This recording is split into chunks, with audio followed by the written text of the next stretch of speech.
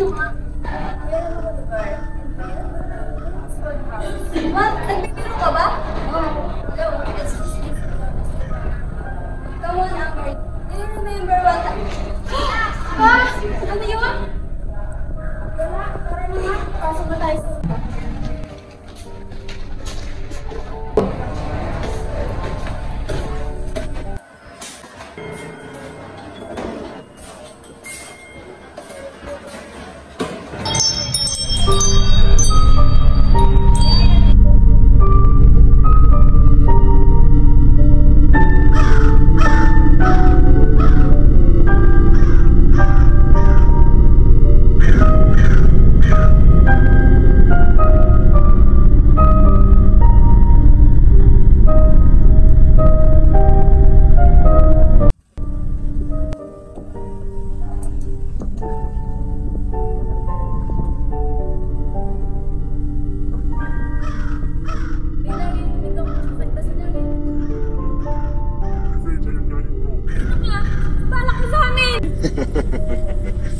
Di na importante ang pangalan ko. Ang mahalaga, andito kayo para pagbayaran yung mga utang ninyo.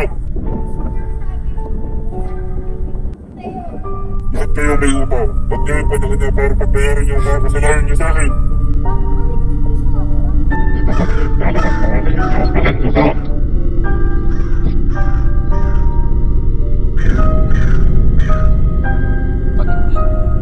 Hindi mo pwedeng gawin sa amin to. Sa mundong ito, wala nang ligtas. Lahat ay may kailangang bayaran. Ano gusto mo mangyari? Gusto ko lang tuklasin ang mga kadiliman sa mga puso ninyo. At ito ang simula. Hindi mo kami pwedeng isali sa kaibahan mo! Pero kasali na kayo. Simula yung pagkawala ng anak ko. Kung may balang ka, sabihin mo na agad. Ang mga sekreto nyo, tulad ng kanina sa gabi. Darating na ang oras na lahat ay lalantad. Sino ka ba talaga? Ako? Gusto nyo ako makilala? Kilala na ako eh. Matagal nyo na akong kilala. Bakit mo kailangan gawin sa amin to? Naglilingkod ako sa paaralan. At ang inyong presensya ay bahagi ng isang masalimuot na naiwan na alaala sa akin ng aking anak. Sino ka? Sabihin mo kung sino ka! Makikilala mo rin ako. Pero sa ngayon, isipin mo mabuti kung paano ka makakalabas sa bangungot na ito. Ano ba ang dapat kong gawin? Mula sa pintuan ng kadiliman, may mga bagay na hindi ka inaasahan. May mga bagay na dapat pagbayaran. At bawat pagkakamali ay dapat ang tama. Anong ibig mo sabihin? Ikaw ang tamang tubig. Sa bangungot na lang natin ako.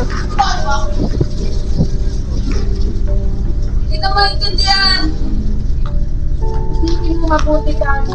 Alam mo ang tubig. Teka lang! Sandali! May kaligising! Sino si Prem? Si Prem? Ako si Prem. At isa siya sa mga top students sa school. Pero kayo ang nagputan ng mga pangarap niya. Dinanggalan niya siya ng karapatan para mabuhay. Siya ang naging hadlang sa amin ni Tyrone at hindi ko siya inagaw. Si Tyrone ang kusang lumapit sa akin. Tahimik ka!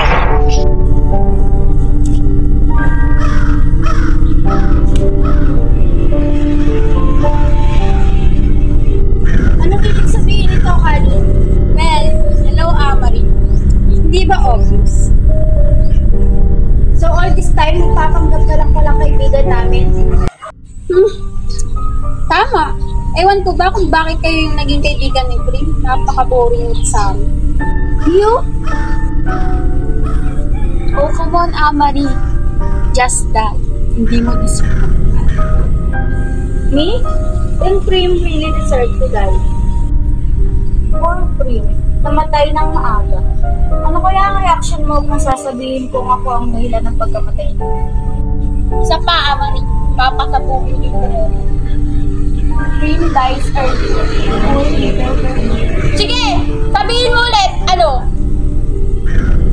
Ano ba kayo? Ngayon, Amari, kilala mo na ako. Anong masasabi mo?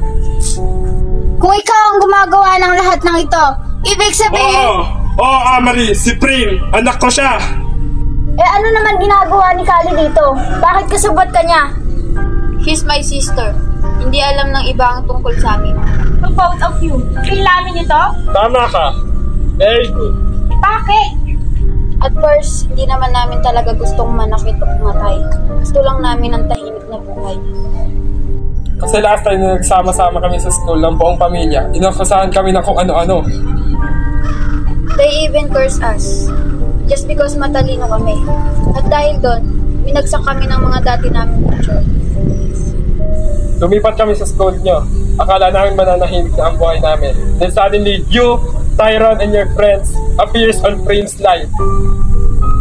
We let her to be friends with you. Kasi akala namin mas maayos kayo. Pero mas malala pa pala ang ginawa nyo. Pinatay niyo siya! Pinatay niyo siya! Pinatay niyo siya!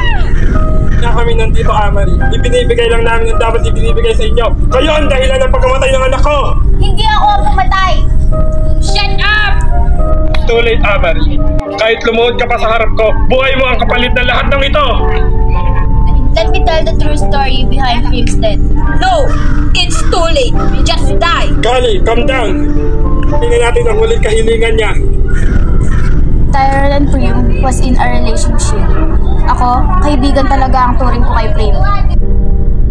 My best friend and my sister. Pero hindi ko alam kung bakit humantong sa ganito to. I have been in love with Tyron since before they met. Nasasaktan ako sa tuwing magkasama sila. Then si Prim, nakukuha niya ang highest rank sa school. While me, nasa second rank.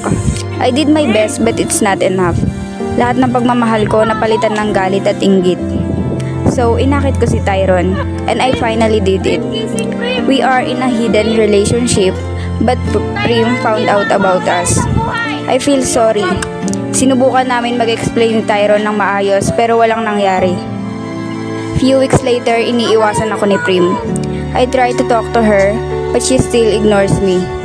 Then the nightmare comes, naabutan kami ni Prim na magkasama. Inawat kami ni Tyron, then natulak niya si Prim na naging dahilan ng pagkamatay niya. I did nothing. Tumakbo si Tyron sa takot. I ran to Prim to check her, pero habang chinecheck ko siya, dumating si Celestine, and nakala niya na ako ang pumatay kay Prim. Nalaman ng mga magulang namin yun. They hide it. Hindi ako nakapag-explain sa sobrang shock ko sa pangyayari. Until nalaman kong nagpakamatay si Tyron few days after he killed Prim. That's all, sir. I really said the truth. I am really sorry.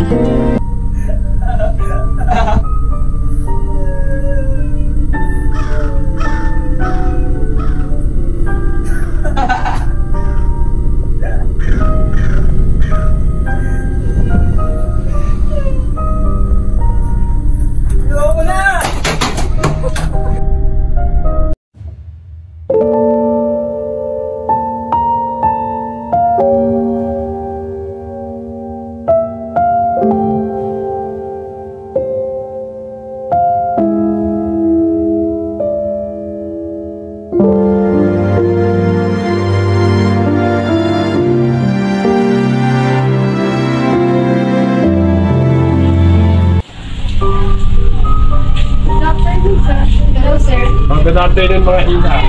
Ano ginagawa ng ina? Wala mo kayo mga klase? Meron po sir, may pinapakuha lang po teacher Albert. Nga pala Prim, ikaw ang ina. Sabi ko kaya congratulations. Wala, thank you sir.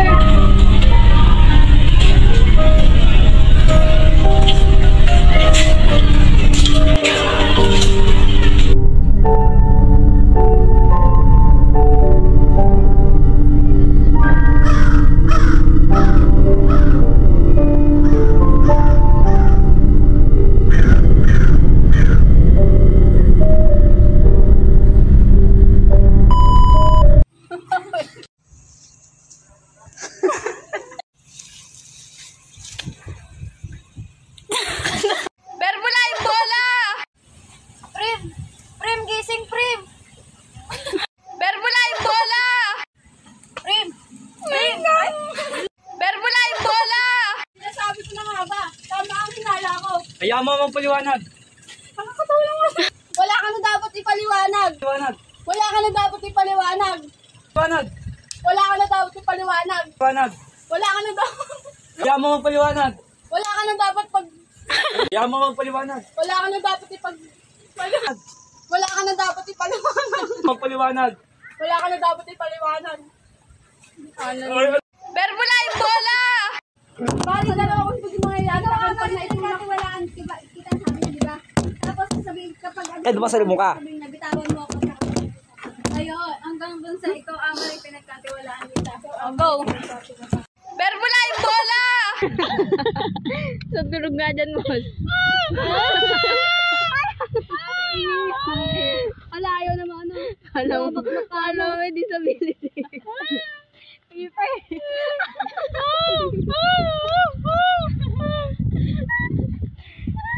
Galing bebe ka. Ay, tama na. Kaitim naman na yan, Annalyn. Hindi mo na tinigilan.